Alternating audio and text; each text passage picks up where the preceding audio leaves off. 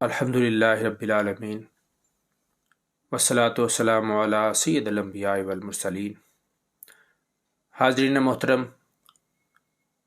قرآن مجید میں جہاں جہاں نماز کا تذکرہ آیا، نماز کے قیام کا تذکرہ آیا، کم و بیش وہاں ساتھ زکوٰۃ کی ادائیگی کا بھی حکم ہوا، اور تقریباً 30 مقامات پر قیام نماز اور ادائیگی زکوٰۃ کا اکٹھا حکم آیا۔ اقیموا الصلاۃ وآتوا الزکوٰۃ، نماز قائم کرو اور زکوٰۃ دو۔ اقیموا الصلاۃ وآتوا الزکوٰۃ، نماز قائم کرو اور زکوٰۃ دو۔ اقیموا الصلاۃ وآتوا الزکوٰۃ، نماز قائم کرو اور زکوٰۃ دو۔ علی ھذا القیاس کم و بیش 30 مرتبہ یہ حکم آیا۔ اس کا مطلب یہ ہے کہ یہ جو زکوٰۃ ہے یہ بہت اہمیت کی حامل ہے۔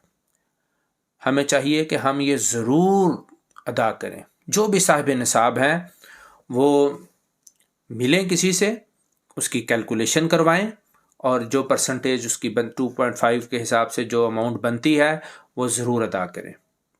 یہ زکوٰۃ تزکیہ سے ہے، یہ پاک کرنے والی چیز ہے۔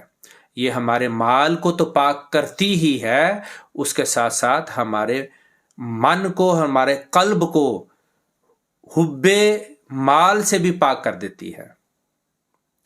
وہ جو مال اور جائیداد کی محبت اس دل میں بیٹھ گئی ہے، اور اس محبت نے ہمیں اللہ سے تو دور کیا ہی کیا ہے، اس نے ہمیں ہمارے رشتوں سے بھی دور کر دیا ہے۔ صلہ رحمی ختم ہو گئی، اور ایک عجیب نفسا نفسی کا عالم پیدا ہو گیا۔ اتنے جھگڑے ہیں جائیداد کو لے کے، مال و دولت کو لے کے، کاروبار کو لے کے، کتنے مسائل ہیں، کتنے جھگڑے ہیں۔ تو یہ سب کچھ اس مال کی محبت کا فتنہ ہے۔ تو زکوٰۃ جہاں ہمارے مال کو پاک کرتی ہے، ہمارے قلب کو بھی پاک کرتی ہے۔ اس لیے اس کی ادائیگی میں سستی نہیں کرنی چاہیے۔ کیا معلوم اگلا سانس بھی آئے یا نہ آئے، یہ یہیں سب کچھ رہ جائے گا۔ اس لیے عزیزان محترم، دل سے بخل کو نکالیے اور چیک کروائیے۔ اگر آپ صاحب نصاب ہے تو آپ کو ضرور زکوٰۃ ادا کرنی چاہیے۔ اگر اس میں غفلت کی تو یہ بہت بڑا گناہ ہے، یہ کبیرہ گناہوں میں سے ہے۔ اللہ پاک ہمیں اس سے بچائے۔ اللہ رب العزت نے سورہ حامیم سجدہ کی آیت نمبر 7 میں فرمایا، الذین لا یؤتون الزکوٰۃ، وہ لوگ جو زکوٰۃ ادا نہیں کرتے، وہم بالآخرۃ ہم کافرون، وہ تو پھر آخرت کا بھی انکار کرتے ہیں۔ وہ کس طرح؟ یعنی وہ زکوٰۃ ادا نہیں کرتے، مال کو سنبھال کر رکھتے ہیں، تو انہیں یہ یقین ہی نہیں ہے کہ میں نے آخرت میں جا کے اس کا حساب دینا ہے۔ یہی مال ایک سانپ بن کر مجھے ڈسے گا اور مجھے جہنم میں لے جائے گا اگر میں نے اس سے زکوٰۃ نہ دی۔ تو اس کا تو آخرت سے ایمان ہی اٹھ گیا۔ زکوٰۃ کیا نہ دی، وہ آخرت پر ایمان ہی گنوا بیٹھا۔ اس کا ایمان خطرے میں ہے، اس کا اسلام خطرے میں ہے۔ عزیزان محترم، جو صاحب نصاب میری بات سن رہے ہیں وہ لازمی اپنی کیلکولیشن کروائیں، چیک کریں، اور اس کے بعد جو اماؤنٹ بنتی ہے وہ اللہ کی راہ میں ضرور دیں۔ اور اگر آپ صاحب نصاب نہیں ہیں تو آپ ضرور دوسروں کو یہ ویڈیو شیئر کریں، تاکہ کاش کسی کو خیال آ جائے اور ان کی زکوٰۃ جہاں ان کی پاکی کا سبب بنے، ان کی اجر کا سبب بنے، وہاں کسی کی ضرورت بھی پوری ہو جائے۔ بڑی غربت ہے، بڑے مہنگائی کے حالات میں لوگ پسے ہوئے ہیں، بڑی پریشانیاں ہیں۔ اس لیے اپنا ہاتھ نہ روکیں، اپنا ہاتھ کھولیں۔ جو صدقات اور خیرات نفلی بھی کر سکتے ہیں کریں، اور زکوٰۃ جن کے اوپر فرض ہے وہ اس سے غفلت نہ کریں۔ زکوٰۃ کن کو دے سکتے ہیں یہ بھی میں آپ کو سورہ التوبہ کی آیت نمبر 60 کے حوالے سے بتا دیتا ہوں۔ 8 لوگ ہیں جن کا تذکرہ ہے قرآن پاک میں کہ آپ ان کو زکوٰۃ دے سکتے ہیں۔ ان میں پہلے ہیں انما الصدقات للفقراء، کہ فقیر لوگوں کے لیے ہے، فقیر لوگوں کو آپ زکوٰۃ دے سکتے ہیں، انہیں مصارفین زکوٰۃ کہتے ہیں۔ نمبر 2 ہے مسکین کو بھی آپ زکوٰۃ دے سکتے ہیں۔ تو اس کی ڈیفینیشنز میں اختلاف ہے۔ بعضوں نے یہ کہا کہ فقیر وہ ہے اس کے پاس کچھ ہو تو صحیح مال اسباب، لیکن اتنے ہوں کہ اس کی ضروریات پوری نہ ہوتی ہوں تو وہ فقیر ہے۔ اور مسکین وہ ہے جس کے پاس سیرے سے کچھ موجود ہی نہیں. اور اس کی ڈیفینیشن الٹ بھی بعض حضرات نے اور بعض علماء نے کی ہے. تو اینی وے فقیر ہے یا مسکین ہے اس کو آپ زکوٰۃ دے سکتے ہیں. تیسرا ہے والعاملین علیہا، کہ جو عاملین ہیں جو زکوٰۃ میں کو اکٹھی کرتے ہیں، اس کا حساب کتاب رکھتے ہیں سارا، یعنی اس کام میں ہے، اس جاب میں ہے، تو پھر اس زکوٰۃ کے رقم سے انہیں دی جا سکتی ہے.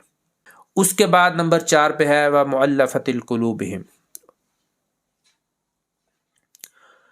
کہ تالیف قلب کے لیے بھی آپ زکوٰۃ دے سکتے ہیں، دلوں میں الفت اور نرمی پیدا کرنے کے لیے. تو اس میں مختلف تعبیرات ہیں، مختلف تعویلات ہیں کہ جو نئے نئے اسلام لائے اور ان کو اسلام پر ثابت قدمی کے لیے اگر آپ ان کو زکوٰۃ کا پیسہ دیں گے تو آپ ان کو پیسہ دیں گے تو وہ یقیناً ان کی ثابت قدمی اسلام پر بڑھ جائے گی.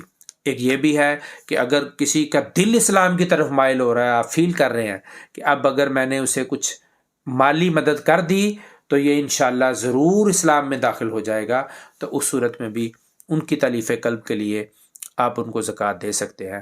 اس کے بعد حاضرین محترم نمبر 5 پہ آ جاتا ہے وفی الرقاب، یعنی گردن چھڑانے کے لیے.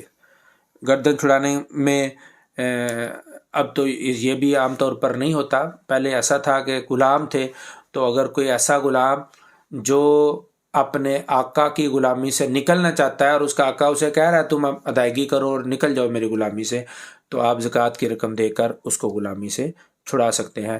اس کا ابھی ہمارے معاشرے میں وجود نہیں ہے، تو لیکن پہلے تھا اور آئندہ کبھی ہوگا، تو اس صورت میں یہ بھی مصارفین زکوٰۃ میں شامل ہوگا. اس کے بعد نمبر 6 پہ آ جاتا ہے حاضرین والغارمین، یعنی ایسا مقروض کہ جو اپنی جائیداد بیچ کر بھی اپنا قرضہ ادا کرنے کی پوزیشن میں نہیں ہے. جو کچھ اس کا مال ہے وہ اتنا نہیں ہے کہ وہ اپنا قرض ادا کر سکے، اور وہ اتنا پھنس چکا ہے اس کی دلدل میں کہ اس کا نکلنا محال ہو چکا ہے، بہت تنگی اور پریشانی میں ہے. تو ایسے مقروض کو بھی زکوٰۃ دی جا سکتی ہے تاکہ وہ اپنے قرض سے چھٹکارا حاصل کر سکے.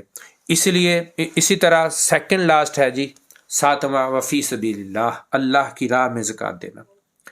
تو اس کا دائرہ تھوڑا وسیع ہے. عام طور پر یہ لیا جاتا ہے کہ جب جہاد کے لیے کوئی جائے گا تو اس کے پاس اسباب نہیں ہیں، تو آپ اس کو اللہ کی راہ میں اسباب مہیا کر دیں، اس کی فیملی کا خیال رکھ لیں. لیکن اب چونکہ جہاد ایک ریاست کے ذمہ ہوتا ہے، کبھی انڈیویجول جہاد نہ صحابہ کے دور میں ہوا نہ بعد میں کبھی ہوا، ہمیشہ ریاست ہی جہاد کا حکم دیتی اور ریاست ہی مجاہدین کی دیکھ بھال کرتی اور ان کو یہ جتنی بھی ان کی ضروریات تھی وہ پورا کرتی. آج بھی اگر آپ ریاست کے اندر رہتے ہوئے اللہ کی راہ میں جہاد کرنے والوں کو اگر یہ مال اور اسباب دیں گے تو وہ آپ کی زکوٰۃ کی ادائیگی ہو جائے گی. یا اس کے علاوہ اس کا دائرہ وسیع ہے، اللہ کی راہ میں کہیں اور بھی آپ اس کو دے سکتے ہیں. اور آخری اس کا مصرف ہے وابن السبیل، یعنی جو مسافر ہے اس کو بھی آپ زکوٰۃ دے سکتے ہیں. اب ظاہر ہے کہ سفر کی بھی اب نیچر اور نوعیت وہ نہیں رہی جو کبھی پہلے ہوتی تھی. اب بھی بعض علاقوں میں ہوگی، لیکن نارملی ہم جس سوسائٹی میں ہیں وہاں نہیں ہے. سفر میں بہت سہولتیں آ گئی ہیں، لیکن اگر کہیں پر بھی مسافر چاہے وہ اس کی جائیداد مال اسباب پڑے ہیں، اب وہ سفر میں ہے اور اس پوزیشن میں ہے کہ اس کے پاس کچھ نہیں ہے، تو وہ اس صورت میں زکوٰۃ لے سکتا ہے اور آپ اسے دے سکتے ہیں. اور آخری بات یاد رکھیے کہ آپ جس کو بھی زکوٰۃ دیں اسے قطعی طور پر یہ بتانا ضروری نہیں ہے کہ یہ زکوٰۃ کا مال ہے، اس لیے کہ اس سے اس کی عزت نفس مجروح ہوتی ہے، اس کی سیلف رسپیکٹ پہ حرف آتا ہے. تو ہمیں اللہ کے حکم پر عمل کرنا ہے، ہمیں کسی کی تذلیل نہیں کرنی، کسی کو بتانے کی ضرورت نہیں ہے. اس لیے آپ چپکے سے آپ ان کی مدد کریں، انہیں کہ جی بس ہدیہ ہے، نذرانہ ہے میری طرف سے، تاکہ ان کی عزت رہ جائے، ان کی رسپیکٹ رہ جائے. امید ہے انشاءاللہ جتنے صاحبان نصاب ہیں وہ ضرور اس پہ عمل کریں گے. Thank you very much.